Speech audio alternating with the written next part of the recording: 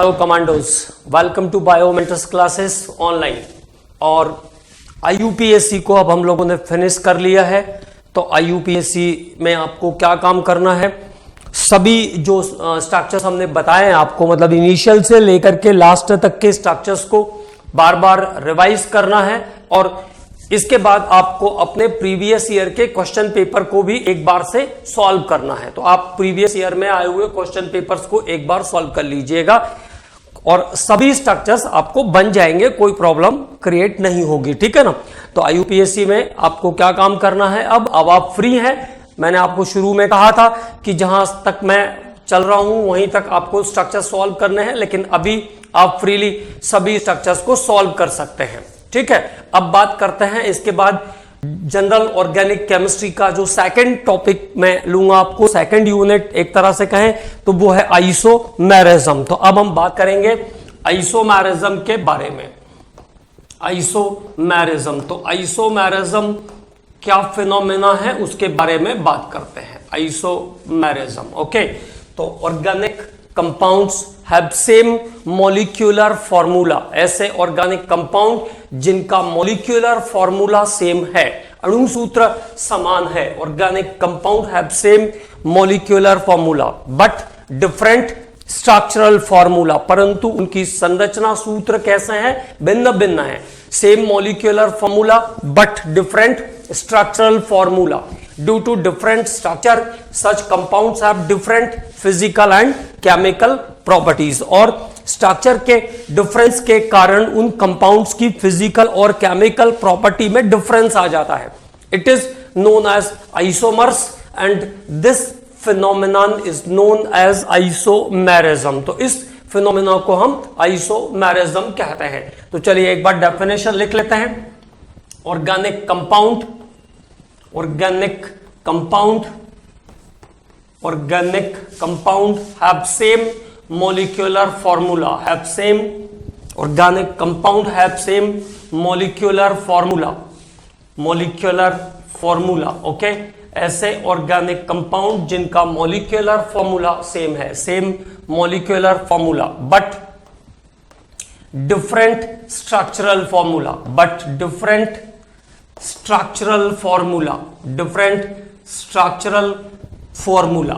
लेकिन उनका structural formula कैसा है, अलग अलग है। Organic compound have same molecular formula, वो कार्बनिक यौगिक जिनके अणु सूत्र समान होते हैं परंतु संरचना सूत्र भिन्न भिन्न होते हैं। Same molecular formula but different structural formula. Due to different structure, due to different structure और due to different structural formula कह सकते हैं। Due to different structure, physical and chemical property of the compounds are different. Due to different structure, physical and chemical properties,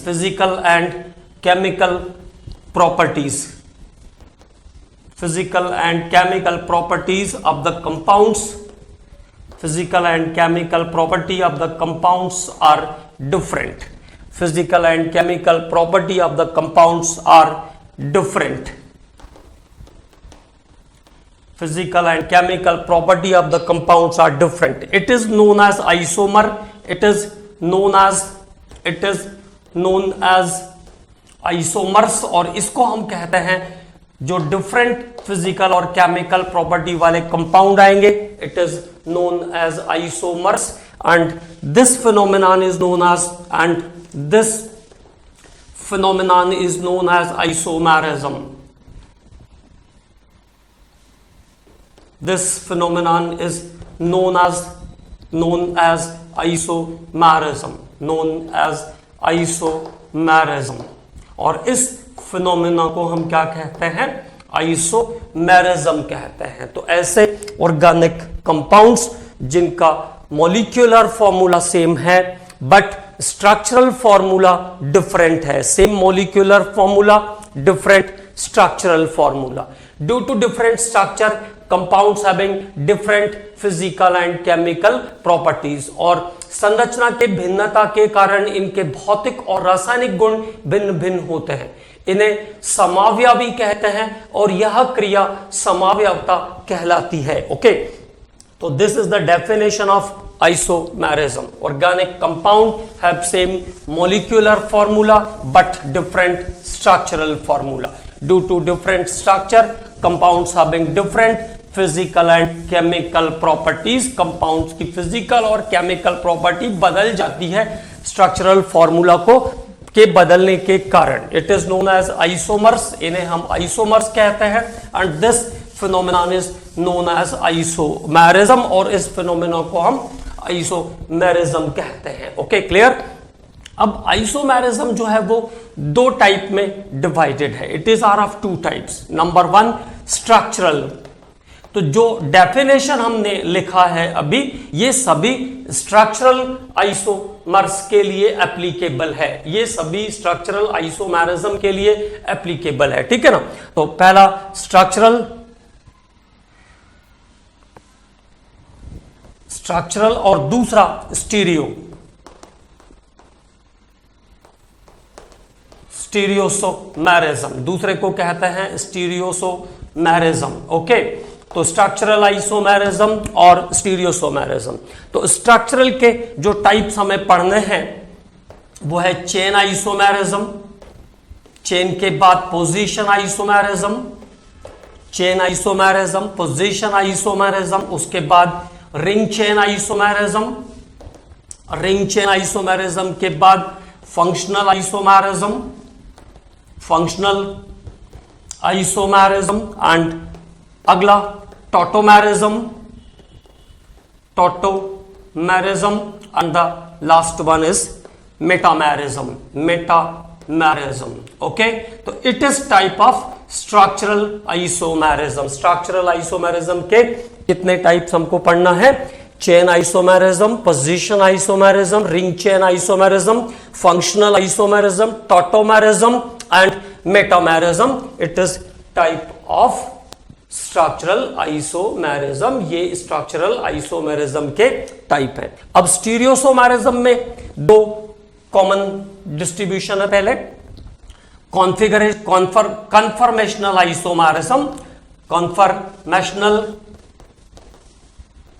isomerism, conformational isomerism, और दूसरा है इसका जो type वो है कॉन्फिगरेशनल आइसोमेरिज्म।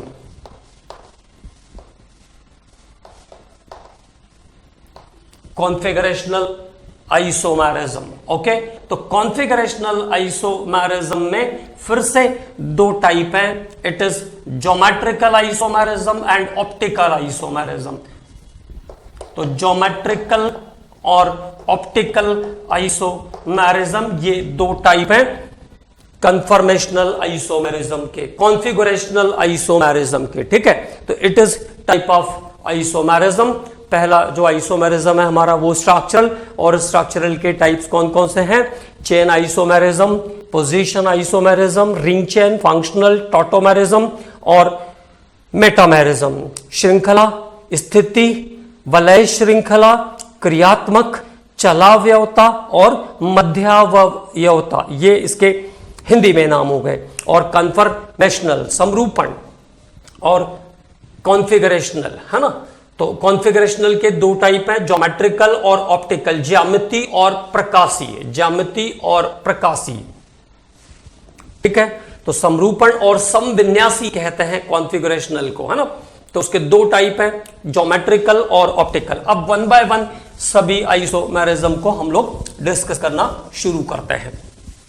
तो सबसे पहले आते हैं चेन आइसोमेरिज्म पर। तो देखिए, definition is common for all. Structural की जो डेफिनेशन है वो सभी स्ट्रक्चरल आइसोमेरिज्म के लिए वैलिड है। जैसे मान लीजिए, अब पहला जो आइसोमेरिज्म आया हमारा वो है चेन आइसोमेरिज्म। तो चेन आइसोमेरिज्म को हम अगर पूरा ओवरऑल डिफाइन करना हो तो कैसे करेंगे? Organic compound have same molecular formula but there is different arrange arrangement of carbon atoms in the carbon chain, same molecular formula but different arrangement of carbon atom in carbon chain, या फिर ऐसा भी कह सकते हैं same molecular formula but no same parental chain सेम नहीं होनी चाहिए। मतलब जैसे 5 कार्बन है तो एक स्ट्रेट 5 कार्बन का होगा तो दूसरा 5 कार्बन का नहीं होगा, 4 कार्बन का कोई दूसरा स्ट्रक्चर बनेगा उसमें, है ना।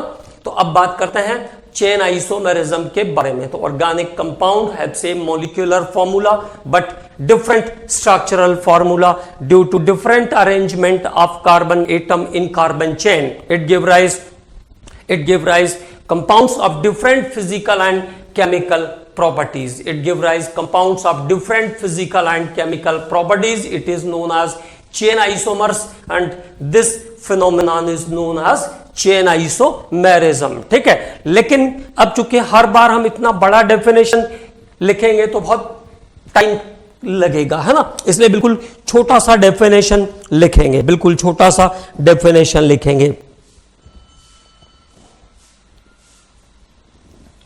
तो बिल्कुल छोटा छोटा डेफिनेशन लिखेंगे। पूरा डेफिनेशन हमको एक बार में समझ में आ गया कि किसी भी आइसोमेरिज्म को हम कैसे डिफाइन करेंगे। जैसे मान लीजिए पोजीशन पे जाना है तो क्या हो जाएगा, organic compound have same molecular formula but different position of functional group और substituent, different position of functional group और substituent. It give rise compounds of different physical and chemical properties. It is known as position isomer and this phenomenon is known as position isomerism. तो इसका important point क्या आया, molecular formula same रहेगा, structure differ करेगा हर बार। तो important point यहां पे position में क्या आ रहा है, different position of functional group और सब्स्टिट्यूएंट। तो हम लोग केवल इतनी सी डेफिनेशन पे जाएंगे, है ना। लेकिन आपको ये ध्यान रखना है, कभी लिखना पड़ेगा डेफिनेशन तो पूरा लिखना है, ठीक है। जो 11th क्लास के बच्चे हैं खासतौर से उनको ये बात ध्यान रखना है, क्योंकि वो भी इन लेक्चर्स को अटेंड करते हैं, तो उनको ये ध्यान रखना है कि वो अपने एग्जाम में शॉर्टकट डेफिनेशंस पे नहीं जा सकते हैं, ठीक है। अब चलिए तो चेन आइसोमेरिज्म की बात करते हैं। This isomerism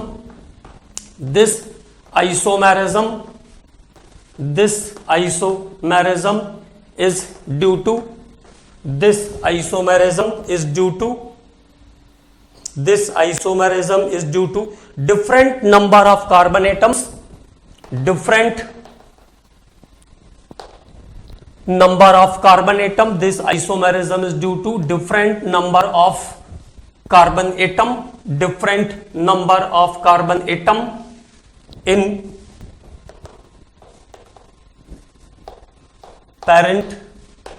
parental chain, different number of carbon atom, different number of carbon atom in parent chain.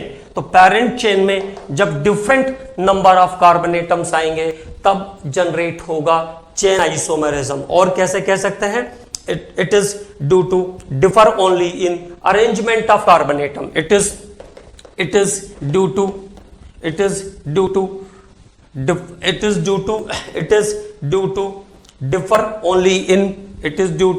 Differ only in arrangement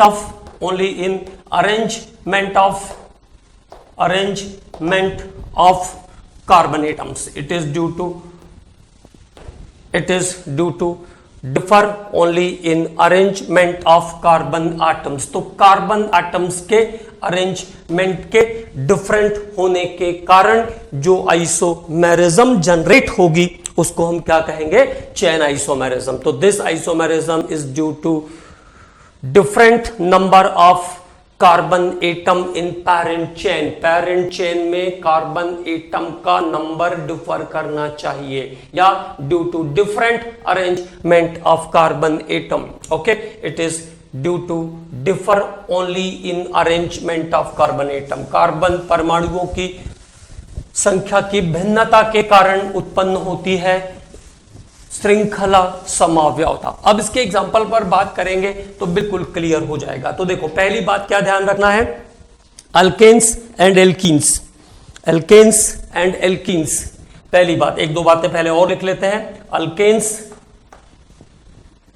and alkenes alkanes and alkenes of 4 of minimum 4 कर देता हूं मैं, minimum 4 carbon atom, of minimum 4 carbon atom, show the chain isomerism, show the chain isomerism.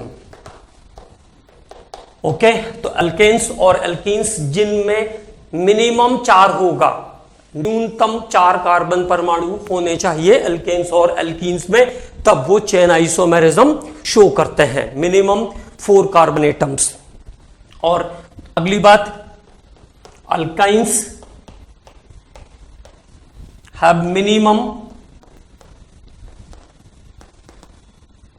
Alkynes have minimum 5 carbon atoms, 5 carbon atoms, और alkynes कम से कम 5 carbon atom का होना चाहिए chain isomerism को शो करने के लिए। ठीक है, तो ये 2 इंपॉर्टेंट रिस्ट्रिक्शन है, ये ध्यान रखना है। जैसे अल्केन की बात करूं मैं, तो मीथेन, ईथेन और प्रोपेन चेन आइसोमेरिज्म शो नहीं करते हैं। Methane, ethane and propane do not show the chain isomerism, क्योंकि कंडीशन डाल दिया हमने, एटलीस्ट 4 कार्बन एटम होने चाहिए, एटलीस्ट 4 कार्बन एटम होने चाहिए, तब जाकर के एल्केन्स और एल्कीन्स में चैन आइसोमेरिज्म आएगा।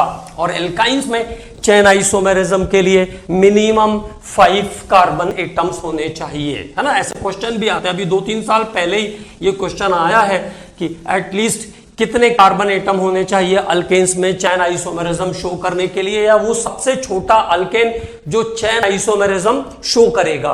तो the least hydrocarbon, the least alkane which show the chain isomerism is butane. सबसे छोटा कौन सा एल्केन होगा जो चैन आइसोमेरिज्म शो करेगा, तो वो है ब्यूटेन। तो चलिए अब बात करते हैं ब्यूटेन के चैन आइसोमेरिज्म के बारे में। C4H10 ये फॉर्मूला है ब्यूटेन का, molecular formula of the butane is there. Okay, अब ब्यूटेन के स्ट्रक्चर बनाने हैं, तो स्ट्रक्चर बनाने में आपको ये बात ध्यान रखनी होगी, 2 different structures have never same IUPAC name. 2 अलग अलग स्ट्रक्चर जिनके IUPAC नेम सेम नहीं होंगे वो चेन आइसोमर माने जाएंगे, है ना। ऐसे स्ट्रक्चर्स जिनके IUPAC नेम सेम नहीं होने चाहिए। जैसे मान लीजिए एक बनाया मैंने नॉर्मल ब्यूटेन, है ना, और दूसरा स्ट्रक्चर लिया मैंने इसका आइसोब्यूटेन, तो इसको हम 2-मिथाइल प्रोपेन भी कहेंगे। ठीक है, तो ये हुआ आपका स्ट्रक्चर। जब स्ट्रेट चेन रहती है तो इसको हम नॉर्मल ब्यूटेन कहते हैं। यहां पे आइसो कार्बन आ रहा है क्योंकि ये टर्शरी कार्बन की सिचुएशन है, तो आइसोब्यूटेन कहेंगे इसको। तो normal butane and isobutane, isobutane को IUPAC में कहेंगे 2-मिथाइल प्रोपेन, 2-मिथाइल प्रोपेन। तो ब्यूटेन और 2-मिथाइल प्रोपेन के बीच में, ब्यूटेन और 2-मिथाइल प्रोपेन के बीच में चेन आइसोमेरिज्म है, different arrangement of carbon atom. और पैरेंटल चेन डिफर कर रही है, एक बार पैरेंटल चेन 4 कार्बन की है and once parental chain having 3 carbon atoms, और एक बार पैरेंटल चेन में 3 कार्बन एटम है। तो एक बार पैरेंटल चेन में 4 और एक बार पैरेंटल चेन में 3 कार्बन एटम है। तो हमारा वो डेफिनेशन भी इसको जस्टिफाई कर रहा है कि different number of carbon atom in parent chain, different number of carbon atom in parent chain. तो ब्यूटेन के कुल 2 चेन आइसोमर बनेंगे, नंबर याद रखना है आपको, 2 चेन आइसोमर्स। ब्यूटेन से कितने चेन आइसोमर्स बनेंगे? 2 chain isomers, that is normal butane and isobutane. और ऐसे भी कह सकते हैं ब्यूटेन एंड 2-मिथाइल प्रोपेन। तो ब्यूटेन के 2 चेन आइसोमर पॉसिबल हैं, ब्यूटेन से 2 चेन आइसोमर बन सकते हैं, नॉर्मल ब्यूटेन और आइसोब्यूटेन। इसके बाद C5H12 पेंटेन, तो पेंटेन से 3 चेन आइसोमर्स पॉसिबल होते हैं, 3 चेन आइसोमर्स, पेंटेन से 3 चेन आइसोमर्स पॉसिबल हैं, 3 chain isomers from pentane. Pentane से कुल 3 चेन आइसोमर बनेंगे। ओके, स्ट्रक्चर भी मैं आपके लिए बनाता हूं, CH3 CH2 CH2 CH3, this is pentane, या फिर आप इसको नॉर्मल पेंटेन भी कह सकते हो, कोई दिक्कत नहीं है, नॉर्मल पेंटेन। तो there is parental chain of 5 carbon atoms, 5 carbon की पैरेंटल चेन है इसके पास, CH3 CH2 CH और ये CH3। अब मैंने ऐसा ले लिया। आपको यहां पे ये भी चेक करना है कि नंबर ऑफ कार्बन और हाइड्रोजन एटम बराबर बराबर है कि नहीं है। C5H12, तो C5H12 गिन लीजिए, 1 2 3 4 5 कार्बन, 3 2 5 1 6 और 3 9 और 3 12, 12 हाइड्रोजन एटम इज देयर। तो कॉन्स्टिट्यूएंट बराबर होने चाहिए, 5 carbon and 12 hydrogen atom is there and different IUPAC name of the structure. जैसे आप इसको यहां पे आप यूज कर लो, आप बोल दो थर्ड स्ट्रक्चर बन गया, तो कैसे बनेगा? This is again 2 methyl butane. अगर मैं इसको, इस मिथाइल को उठा के इस पोजीशन पे ले लूंगा तब भी तो वो 2 मिथाइल ब्यूटेन ही होगा, तो वो अलग स्ट्रक्चर काउंट नहीं होगा, ठीक है। तो दिस इज 2 मिथाइल ब्यूटेन, ये हुआ अगला स्ट्रक्चर आपका 2 मिथाइल ब्यूटेन। अब तीसरा स्ट्रक्चर क्या बन सकता है, और वो जो तीसरा स्ट्रक्चर बनेगा वो ऐसा होगा, हैविंग 1 क्वाटरनरी कार्बन एटम, जिसमें 1 क्वाटरनरी कार्बन एटम है, okay, and this is called 2,2 dimethyl 2,2 dimethyl propane 2,2 dimethyl propane 2,2 dimethyl propane. इसको आइसोपेंटेन भी कहते हैं, और this last structure is called neopentane, इसको नियोपेंटेन कहते हैं, it is known as neopentane, okay. तो पेंटेन से कितने चेन आइसोमर बनेंगे? 3 चेन आइसोमर्स। पेंटेन से कितने बन जाएंगे? 3। ब्यूटेन से कितने बने थे? 2। तो ब्यूटेन के कुल 2 चेन आइसोमर, नॉर्मल ब्यूटेन और आइसोब्यूटेन। पेंटेन से कितने बन गए? 3 चेन आइसोमर बनेंगे पेंटेन के, नॉर्मल पेंटेन, आइसोपेंटेन और नियोपेंटेन। अब अगली बारी है हेक्सेन की। तो hexane C6H14, hexane is C6H14। How many chain isomers of hexane? 5। कितने चेन आइसोमर बना सकता है? 5 चेन आइसोमर बना सकता है ये। तो ये तीनों याद रखेंगे, ब्यूटेन से 2, पेंटेन से 3 और हेक्सेन से 5। हेक्सेन से 5। इसके आगे वाले स्ट्रक्चर आपसे कॉमनली नहीं पूछ सकते हैं, क्योंकि जो रूल है उसके अकॉर्डिंग एक लिमिटेड टाइम में, जैसे 1 मिनट का टाइम आपको एक क्वेश्चन को सॉल्व करने के लिए दिया जाता है, तो उसमें सभी स्ट्रक्चर बन जाने चाहिए और सभी के IUPAC नेम भी आपको लिख लेना चाहिए। उतना टाइम मिलना, उतना टाइम होना चाहिए उस लिमिटेड क्वेश्चन के लिए, है ना। इसलिए कॉमनली इससे आगे वाले स्ट्रक्चर नहीं पूछेंगे, बट मैं एक तरीका बता दूंगा, अगर पूछेंगे तो आप निकाल लोगे, है ना।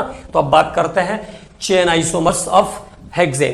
तो हेक्सेन के चेन आइसोमर नंबर 1, 1 2 3 4 5 6, 1 2 3 4 5 6। तो दिस इज हेक्सेन और नॉर्मल हेक्सेन, इसको हम कहेंगे हेक्सेन या नॉर्मल हेक्सेन। अब देखो दूसरा स्ट्रक्चर लिया मैंने, H नहीं जोड़ा है ताकि थोड़ा आसानी से समझ में आए, है ना। बाकी तो अंडरस्टूड है कि हाइड्रोजन तो जुड़ा हुआ होगा ही, बैलेंसी 4 होगी ही, ऐसा तो है नहीं कि बैलेंसी 4 नहीं होगी। 1 2 3 4 5। तो this is 2 methyl pentane, 2 methyl pentane. दूसरा स्ट्रक्चर है 2 मिथाइल पेंटेन, तो हेक्सेन 2 मिथाइल पेंटेन। अब और क्या सिचुएशन क्रिएट कर सकते हैं हम लोग? ऐसा ले सकते हैं, 2 की जगह 3 पे ले लिया मिथाइल ग्रुप को, तो नाम बदल गया 3 methyl pentane, 3 methyl pentane, 3 methyl pentane.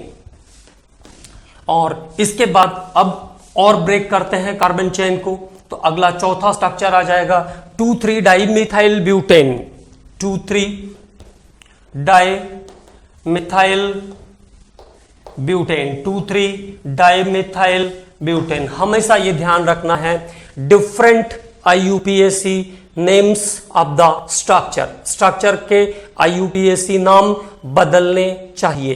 तो पहला हो गया हेक्सेन, दूसरा हो गया 2 मिथाइल पेंटेन, तीसरा हो गया 3 मिथाइल पेंटेन, चौथा स्ट्रक्चर आ गया 2,3 dimethyl 2,3 dimethyl butane, 2,3 dimethyl butane and one more structure is there, एक और स्ट्रक्चर यहां पे मिलेगा, that is 2,2 dimethyl butane। तो पांचवा स्ट्रक्चर जो हेक्सेन से बनेगा वो ऐसा है, 2,2 dimethyl butane, 2,2 dimethyl butane। तो this is the 5 chain isomers of hexane. तो ब्यूटेन से 2, पेंटेन से 3 और हेक्सेन से 5 चेन आइसोमर्स बनते हैं, 5 chain isomers from hexane. Okay, clear. अब बात कर लेते हैं, मैं आपसे कह रहा था कि एक फॉर्मूला लिख लेते हैं, अगर आगे के मेंबर्स के बारे में कभी पूछा तो काम आएगा। Number of chain isomers, number of chain isomers किसके? अल्केन के। Number of chain isomers from alkane, it is 2 to the power n-4 plus 1, 2 to the power n-4 plus 1। तो ये एक फॉर्मूला लिखा हमने अल्केन्स के चेन आइसोमर्स को count करने के लिए। तो चलिए एक बार चेक करके देखते हैं। अब बात कर लेते हैं C4H10 की, ब्यूटेन, ब्यूटेन। तो N क्या है यहां पे? N is the number of carbon atom, number of carbon atom. N क्या है? Number of carbon atom. अब C4H10 को कैलकुलेट करके देखते हैं। तो कार्बन की वैल्यू, N की वैल्यू कितना हो गया? 4, 4 माइनस 4 कितना आ गया? 0, 4 माइनस 4 इज 0। तो 2 to the power 0 और 2 to the power 0 क्या होता है? 1, 2 to the power 0 is 1। Okay, और 1 plus 1 तो आंसर आ गया 2। C5H12, C5H12 तो 2 to the power 5, 5 minus 4, 5 minus 4 करेंगे तो 1 बचेगा, 2 to the power 1 is 2, 2 plus 1 is 3। Okay, answer is satisfied. C6H14, C6H14, okay, 2 to the power 6, 6 में से 4 को माइनस करोगे तो कितना बच जाएगा? 2, 6 में से 4 को माइनस करेंगे तो 2 बचेगा, है ना? 2 बच गया, 2 to the power 2 is 4, 2 to the power 2 is 4 plus 1 कितना आ गया? 5 आ गया। C7H16, C7H16 तो 2 to the power 7, 7 में से 4 को माइनस करेंगे तो 3, 7 से 4 को माइनस करेंगे तो 3 बचेगा। 2 to the power 3 कितना हो गया? 8 हो गया। 8 plus 1 कितना आ गया? 9 आ गया। तो this is counting of number of chain isomers from alkane. ये फॉर्मूला एप्लीकेबल हो जाएगा, ठीक है। लेकिन ये ध्यान रखना है कि नॉर्मली अगर उनको अल्केन्स में ही पूछना है तो 5 कार्बन के आगे नहीं जाते हैं ना, but this is the formula which is applicable to count the number of chain isomers from alkane. तो ये तो बात हो गई अल्केन्स की। अब मैंने आपसे कहा था कि 4 कार्बन का एल्कीन भी चेन आइसोमेरिज्म शो करेगा। तो 4 कार्बन का एल्कीन कहने का मतलब है C4H8, C4H8, ठीक है। अब C4H8 है तो डबल बॉन्ड तो उसमें आना ही आना है, तो CH2 CH3, this is butene. Okay, इसको हम क्या कह सकते हैं? ब्यूटीन कह सकते हैं या ब्यूट1ईन कह सकते हैं। अब इसका चेन आइसोमर लेते हैं तो ये इसका चेन आइसोमर बन जाएगा। 4 कार्बन का पेरेंटल चेन था, अब कितने कार्बन बचे? 3 कार्बन बचे। तो पेरेंटल चेन में number of carbon atoms come हो गए, है ना। तो this is 2-methyl propene, 2-methyl propene, 2-methyl prop1ene और 2-methyl propene। ओके, काउंट करके देख लीजिए, 2 3 2 5 3 8 हाइड्रोजन, 4 कार्बन, 3 3 6 और 2 8 हाइड्रोजन और 4 कार्बन। ओके, तो नंबर ऑफ कार्बन और हाइड्रोजन एटम्स आइडेंटिकल मिलने चाहिए, वो डिफरेंट नहीं होने चाहिए। ये बहुत इंपॉर्टेंट बात है, इसको भी ध्यान में रखना है। और दूसरी बात क्या ध्यान रखना है? कभी भी IUPAC नेम सिमिलर नहीं होने चाहिए। 2 structures have never same IUPAC name, तब वो 2 स्ट्रक्चर काउंट नहीं होंगे, है ना। और तरीका भी यही है क्योंकि सबके फॉर्मूले तो है नहीं, तो सब प्रैक्टिस से ही बनाना पड़ेगा। अब एल्कीन्स के बाद एल्काइंस, तो एल्काइंस कितना C5, तो 5 के साथ कितने हाइड्रोजन मिलेंगे आपको, 8 हाइड्रोजन मिलेंगे अल्काइंस में। तो देखो C5H8 अल्काइंस, ये हुआ आपका पहला एल्काइन, ये हो गया 5 कार्बन का structure, it is known as pentane और पेंट1 पेंटाइन। ओके, अब इसका चेन आइसोमर लेना है, तो इसका चेन आइसोमर हम आराम से ले सकते हैं। CH के साथ एक CH3 कर देते हैं, एक CH3 इधर से हो जाएगा, तो पैरेंटल कार्बन में, पैरेंटल चेन के अंदर 4 कार्बन आ गए हैं। 1 2 3 4 इज हियर, 3 मिथाइल ब्यूट 1 आइन, 3 मिथाइल ब्यूट 1 आइन, 3 मिथाइल ब्यूट 1 आइन और पेंटाइन एक दूसरे के साथ चेन आइसोमेरिज्म शो कर रहे हैं। तो this is example of chain isomerism, ये चेन आइसोमेरिज्म के एग्जांपल्स हैं, ठीक है। और इनके साथ साथ फंक्शनल ग्रुप्स में भी चेन आइसोमेरिज्म मिलेगी, साइक्लोज रिंग्स में भी चेन आइसोमेरिज्म मिलेगी। ऐसा नहीं कि चेन आइसोमेरिज्म केवल नॉर्मल कार्बन चेन पे ही मिलती है, तो उनको भी पहचानना हम सीख लेते हैं। जैसे 2 स्ट्रक्चर जो एक दूसरे के चेन आइसोमर हैं, जैसे मैंने कहा 1,1 dimethyl cyclohexane, 1,1 dimethyl cyclohexane, 1,1 dimethyl cyclohexane, 1,1 dimethyl cyclohexane और ethyl cyclohexane, ethyl cyclohexane, ethyl cyclohexane. तो there is different number of carbon atom in parental chain.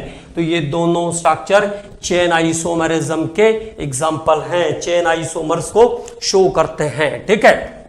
अभी हमने कहा साइक्लोब्यूटेन, साइक्लोब्यूटेन, साइक्लोब्यूटेन और इसके बाद साइक्लोब्यूटेन और साइक्लोब्यूटेन के साथ साथ methyl cyclopropane, methyl cyclopropane, methyl cyclopropane. तो दीज आर चेन आइसोमर्स, क्योंकि चेन ब्रेक हो रही है। पैरेंटल चेन में number of carbon atoms different हैं, पैरेंटल चेन में number of carbon atoms different हैं। इसके बाद CH3, CH2, CH2, CHO। अगर मैंने एक स्ट्रक्चर लिया ब्यूटानल, तो ये हो गया, देखिए ब्यूटानल। अब देखिए IUPAC का यूज हो रहा है ना, तो there is use of IUPAC in every point of organic chemistry. बिना उसके आप काम नहीं चला सकते हो, भले ही IUPAC से डायरेक्ट क्वेश्चन आए या ना आए वो एक अलग बात है, बट बिना IUPAC के 1 इंच भी आगे नहीं जा सकते, है ना। तो ये हो गया ब्यूटानल और ब्यूटानल का चेन आइसोमर बन जाएगा CH3 CH CHO, CH3 CH CHO, 2 methyl propanal, 2 methyl propanal, 2 methyl propanal, 2 methyl propanal is the IUPAC name of the butanal का जो ब्रांच चेन कंपाउंड आया उसका IUPAC नेम है 2 मिथाइल प्रोपेनल। और 2 methyl propanal और butanal एक दूसरे के चेन आइसोमर हैं, दोनों में फंक्शनल ग्रुप सेम है, there is only the difference of arrangement of carbon atom. इनमें कार्बन एटम का अरेंजमेंट डिफर कर रहा है, there is different arrangement of carbon atom, carbon atom का अरेंजमेंट डिफर कर रहा है, तो इट इज चेन आइसोमर। तो ये एक दूसरे के साथ चेन आइसोमर्स हैं, तो ठीक है, ध्यान रखेंगे। साइक्लिक में जैसे मैंने कहा 1,1 डाइमिथाइल साइक्लोहेक्सेन और इथाइल साइक्लोहेक्सेन, और ये सब एक दूसरे के चेन आइसोमर्स हैं, स्ट्रक्चर्स चेन आइसोमर्स। ये भी कैसे हैं, चेन आइसोमर्स। कई बार क्या होता है कि एग्जाम्स का प्रेशर इतना रहता है कि आसानी से बात समझ में उस समय नहीं आती है, तो इसलिए स्ट्रक्चर्स को ध्यान रखेंगे तो ये बात क्लियर होगी कि हाँ यहां पे भी चेन आइसोमेरिज्म आपको मिल सकती है, ठीक है। तो ये हुआ आपका फर्स्ट आइसोमेरिज्म जिसको हमने कहा chain isomerism, alkanes at least 4 carbon atom, alkenes at least 4 carbon atom, alkynes at least 5 carbon atom, and all other structure where is the difference of carbon atom, different arrangement of carbon atom in carbon chain show the chain isomerism. वो सभी chain isomerism show करने वाले हैं. अब बात करते हैं अपने second isomerism के बारे में. तो अगला जो आइसोमेरिज्म जिसके बारे में हम बात करेंगे वो है position isomerism. Position isomerism, position isomerism, different position of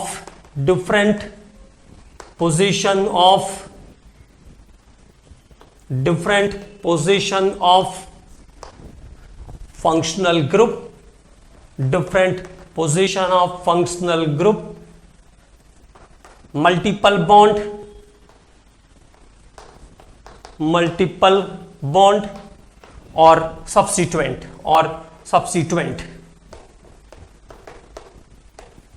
different position of functional group, multiple bond और substituent, जहां पर किसकी पोजीशन बदलेगी, different position of functional group, multiple bond मतलब डबल बॉन्ड या ट्रिपल बॉन्ड, और फाइनली सब्स्टिट्यूएंट की position जब चेंज हो रही होगी तो ये स्ट्रक्चर पोजीशन आइसोमेरिज्म के एग्जांपल होंगे. बाकी का पूरा फॉर्मेट सेम रहेगा. It means same molecular formula, different structural formula. अब यहां पे वेरिएशन आ जाएगा due to different position of functional group, multiple bond और सब्स्टिट्यूएंट, ऐसा having different physical and chemical properties is called position isomers, and this phenomenon is known as position isomerism.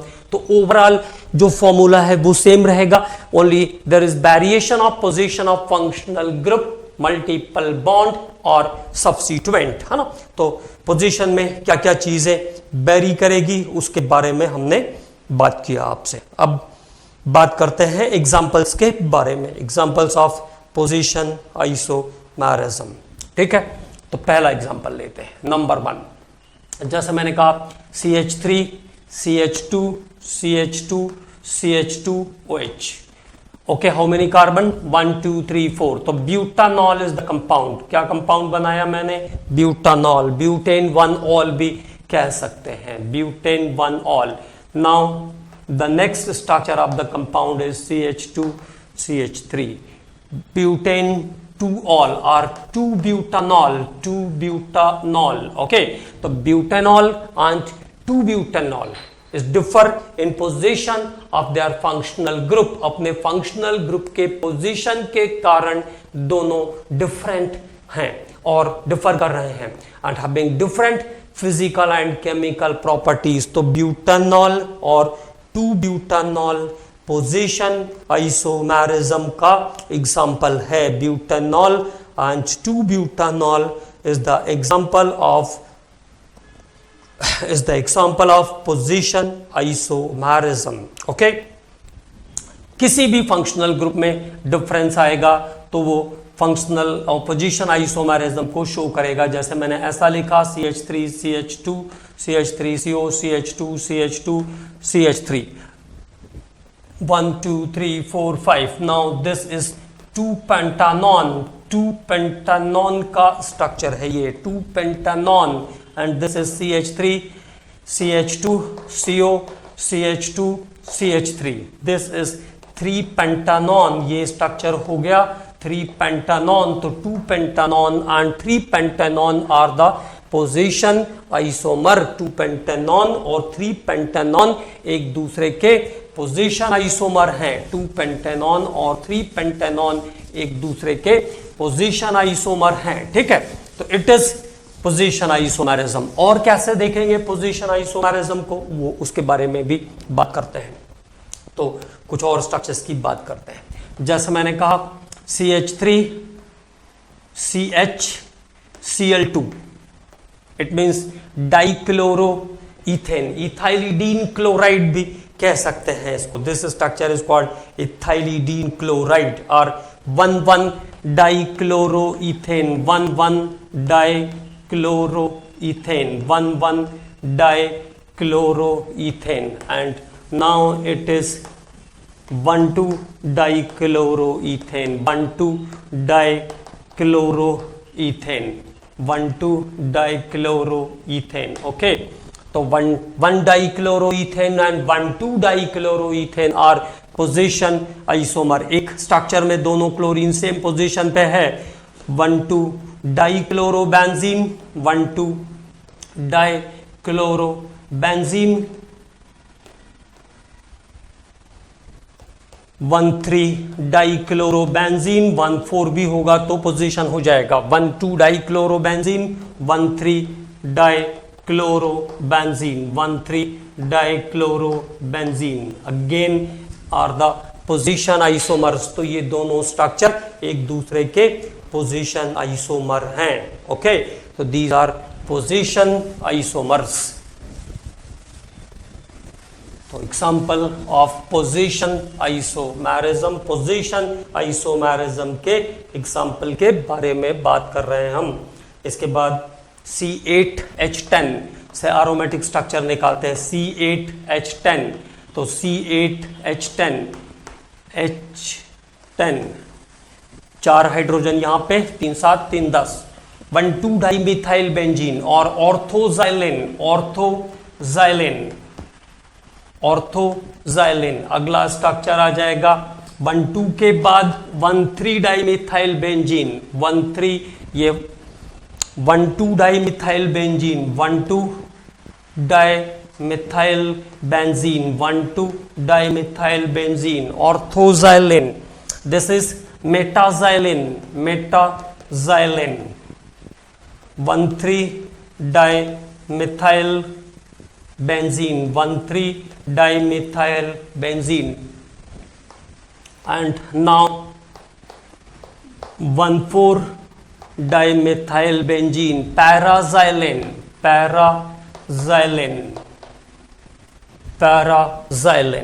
it is 1,4 dimethyl benzene, 1,4 dimethyl benzene, 1,4 dimethyl benzene और पैराजाइलिन. तो this is about the position isomerism. ये example सब position isomerism को show कर रहे हैं. अब इस टाइप से भी ध्यान रखना है कि C8H10 है तो उसके 3 पोजीशन आइसोमर मिलेंगे, that is ortho, meta and paraxylene. कभी कभी सीधे ऐसा क्वेश्चन आ जाता है, how many structures are possible in the compound C4C8H10. तो अब आपको इस तरह की बातें भी ध्यान में रखना है. अगले स्ट्रक्चर पर बात करते हैं. नेक्स्ट स्ट्रक्चर, जैसे अगला स्ट्रक्चर लिया मैंने CH2 double bond CH, CH2 CH3. तो दिस इज नोन एज ब्यूट-1-इन, ब्यूट-1-इन. ये ब्यूट-1-इन का स्ट्रक्चर है.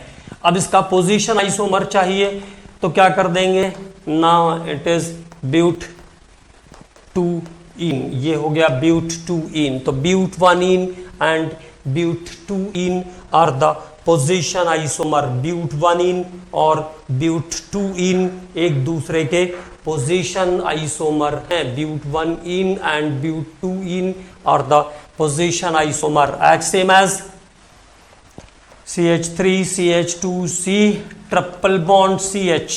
So now it is butane or bute-1-ine, butane. Okay, and now bute-2-ine, bute-2-ine are the position isomer. So these are the examples of position isomers. ये सभी structure position isomerism को show कर रहे हैं. ठीक है, तो एक बार बात कर लेते हैं फिर से आइसोमेरिज्म के बारे में. तो ऑर्गेनिक कंपाउंड, जिससे आपको पूरा याद हो जाए, organic compound have same molecular formula, different structural formula. Same molecular formula, different parental chain. Same molecular formula, different structural formula, different structural formula. same molecular formula, different structural formula. Due to different structure, compounds have different physical and chemical properties. Compounds have different physical and chemical properties. It is known as isomers and this phenomenon is known as isomerism. दो type में divided है, structural and stereo. Structural का पहला type हम लोगों ने discuss किया, chain isomerism. Different parental chain or different arrangement of carbon atoms, different arrangement of carbon atom. बाकी का सब कुछ सिमिलर रहेगा formula, same molecular, different structural due to different arrangement of carbon atom or due to different parental chain having same molecular formula, different structural formula. Due to different structure, the compounds having different physical and chemical properties. It is known as isomers and this phenomenon is known as isomerism. उसके बाद हमने बात किया chain के बारे में. तो carbon atom का अरेंजमेंट चेंज होगा तो चेन आइसोमेरिज्म आएगी, और जब फंक्शनल ग्रुप, मल्टीपल बॉन्डिंग या सब्स्टिट्यूएंट की पोजीशन चेंज होगी तो it give rise position isomerism. तब आएगी पोजीशन आइसोमेरिज्म. अगले लेक्चर में हम बात करेंगे अब functional ring chain, functional metamerism और टॉटोमेरिज्म के बारे में. Okay commandos, thank you.